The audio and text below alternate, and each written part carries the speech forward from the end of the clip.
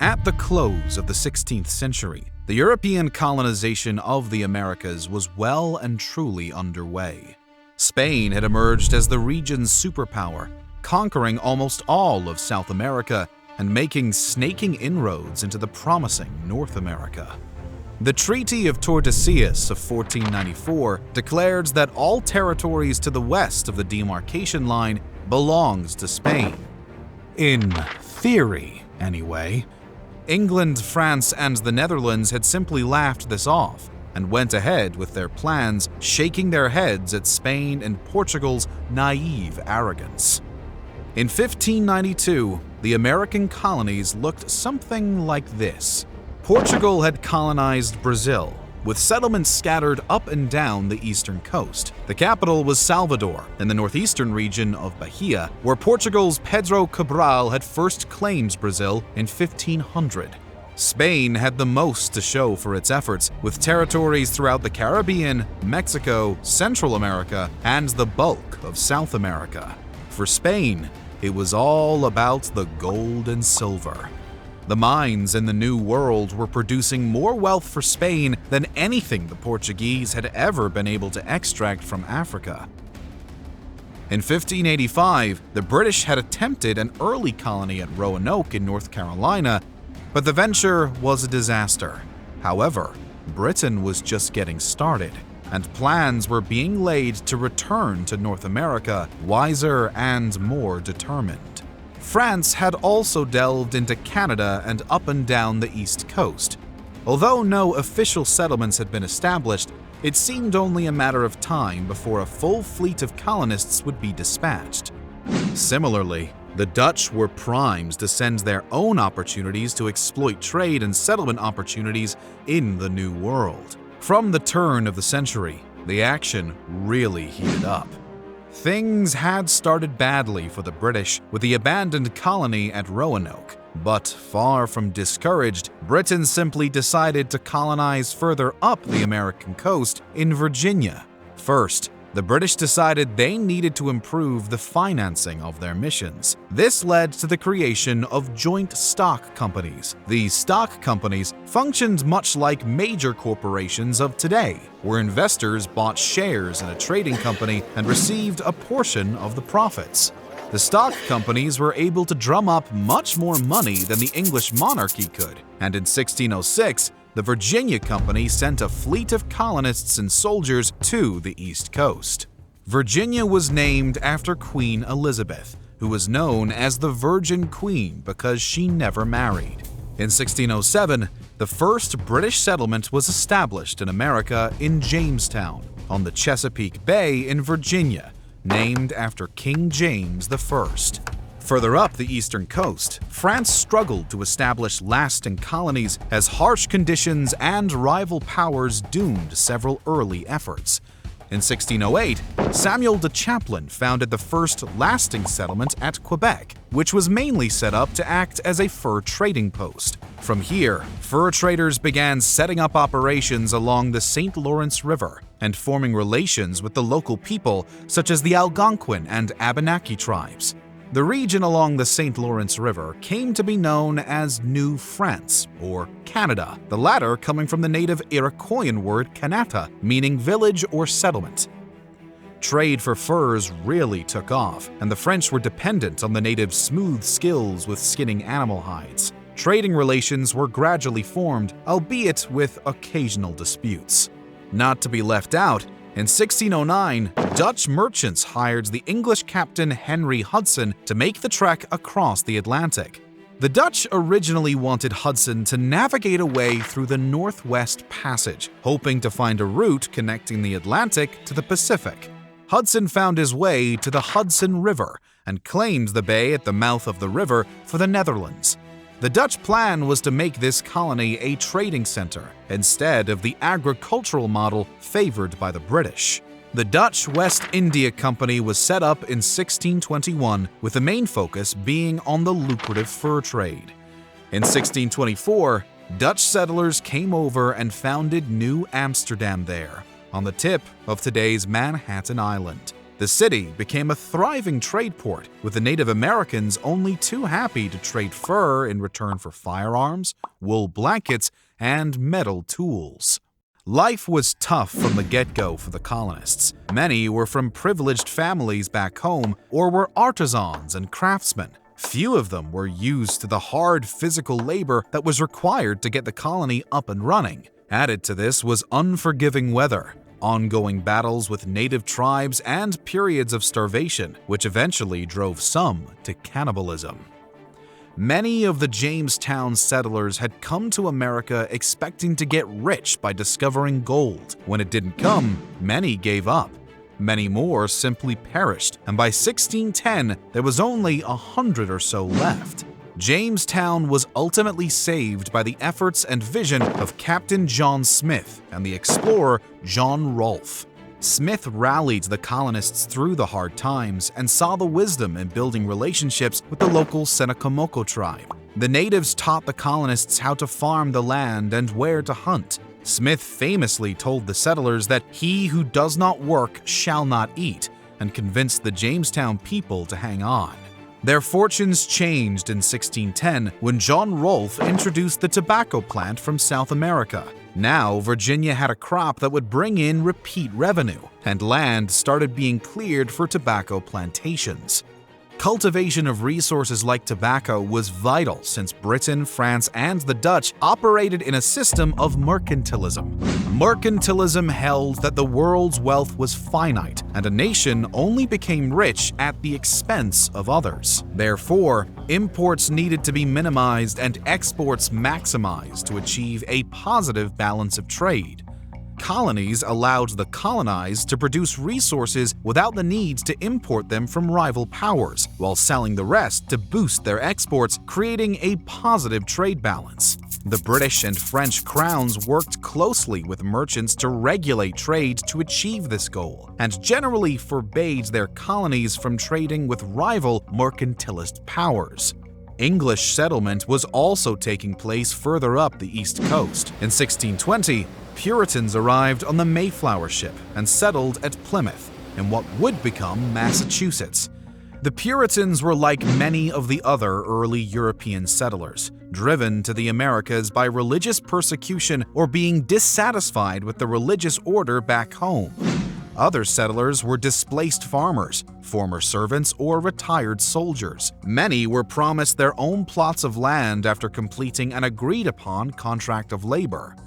Just as in Virginia, the early Puritans also struggled with famine and the environment, but were aided in the early days by native tribes. The relationship soon soured, though, when the local tribes realized the colonists were there to stay and intent on taking their land. The Europeans had originally planned to work with the natives. Many of the surviving colonists learned to live with the natives, or at least to coexist. Native tribes taught settlers how to farm the land, what crops to grow, and where to hunt. In turn, the colonists provided plenty of useful and desirable goods. Metal tools, fabrics, weapons, cooking utensils, and mirrors were readily traded, as were jewelry and alcohol. Animal skin clothes were replaced by cotton shirts and garments. Metal pots and pans proved to be better than clay utensils, and the European flint and steel made starting fires far easier. Of course, none of this could have taken place without at least some form of basic communication. Natives or settlers who immersed themselves in the other society proved to be highly valuable liaisons who could speak several languages. Some natives were captured and forced to become bilingual guides, while people from both sides often chose to live in the other culture's society. Relations between the settlers and natives became somewhat easier in some parts with increasing numbers of marriages. These marriages helped develop understanding between vastly different cultures and had the benefit of producing bilingual children. However, many indigenous people resisted and would have rather died than work or yield to the European invaders. Even some of those who tried to cooperate with the Europeans soon turned against them. For example, the Seneca initially accepted trade with the Jamestown settlers, but English ambitions and episodes of violence against native peoples led to open conflict in 1610. Only the marriage of John Rolfe with a captured native woman named Pocahontas reconciled the two peoples for a short while. However, after the death of the reigning chief Powhatan in 1618, relations collapsed again. In 1622, the Seneca launched a brutal attack on the Virginia colony that killed over 300 settlers. This provoked retaliatory violence from the settlers and another 20 years of violence that resulted in the English seizing vast amounts of land from the outgunned Seneca. Similarly, the Dutch in New Amsterdam suffered a breakdown in relations with native peoples. They had, claims the Dutch, introduced the natives to global trade and the Christian faith. Not surprisingly, this meant nothing to the natives, who refused to pay extra payments demanded by the Dutch. Violent battles erupted in 1655, and the Dutch had their African slaves build a protective wall around New Amsterdam in the city's northeast. The street that ran along this wall is now the most famous in New York City, Wall Street. Meanwhile, in South America, the 17th century also saw Portugal deciding to spend more money on developing its Brazilian colonies. King John III wanted it to be done properly, so he appointed Tomé de Souza as Governor-General of Brazil. Souza was an experienced administrator who'd served well in Portugal's African and Asian settlements. Souza founded the colonial capital at Salvador in 1549, divided Brazil up into captaincies or land allotment regions, and set up municipal organizations modeled on those back in Portugal. By 1600, Bahia and Pernambuco each had around 2,000 citizens and more than double that in slaves. It wasn't all smooth sailing, though, for Portugal. France and the Dutch had ventured into Brazil and liked what they saw. This meant from the mid-16th to 17th centuries, Portugal was constantly fighting off French and Dutch invaders. In 1624, the Dutch briefly took over the capital of Salvador, but Lisbon sent a large battalion into the city to wrangle back control. While Portugal had started to ramp up settlements in Brazil, Spain was making a fortune from its gold and silver mines. This was all overseen by the Viceroyalty of Peru, which was a district set up in the 16th century with its headquarters in Lima. The district controlled a massive chunk of South America, and the vast supplies of silver made Lima Spain's second most important city after Mexico City. People back in Europe started to take keen interest in these new opportunities, and settlers began arriving steadily. With so much valuable cargo traveling the sea, European powers funded privateers, a kind of government-backed pirate, to harass and capture the ships of rival nations. No ships were safe traveling across the Atlantic, and Spain resorted to forming convoys with heavily armed bodyguard-type ships. Extracting the wealth from these new colonies required vast amounts of labor. Disease and conflict had sharply reduced the native population, and there weren't enough settlers to do all the needed work, so the Europeans turned to slaves. For the first half of the 17th century, the Atlantic slave trade was largely run by the Portuguese and Spanish. By far, the greatest number of African slaves were sent to Mexico, with others being shipped to Spanish colonies in the Caribbean and to Portuguese Brazil. Portugal had the greatest access to slaves because it controlled areas in West Africa, such as Angola, Cape Verde, and Guinea-Bissau. Slaves were bought or simply seized from African tribes and shipped either directly to Brazil or to Spanish Hispaniola. Thanks to the Iberian Union, Portugal and Spain were united from 1580 to 1640. The main crop in the early days was sugar. The demand for sugar was on the rise in Europe and would go through the roof in the 18th century. Farming sugar was tough work. It was a back-breaking job carried out in stifling heat. In other words, a job fit for slaves. Some slave ships were attacked by fleets from rival countries. British privateers often raided Spanish slave ships or even slave colonies in the Caribbean. This is how the British acquired their first slaves to be used in the American colonies. In 1619, British privateers attacked a Spanish slave ship, stole the slaves, and then sent them to Virginia to work on the tobacco plantations. As their colonies developed, the English, French, and Dutch became heavily invested in slavery. By 1625, more than 320,000 slaves had been shipped over from Africa. This number would ultimately rise to over 12 million by the 19th century. By the mid-17th century, competition between European powers for land and resources in the New World was fierce. Seeking access to Caribbean sugar, in 1627, the English settled in Barbados, followed by Nevis in 1628, and then Montserrat and Antigua in 1632.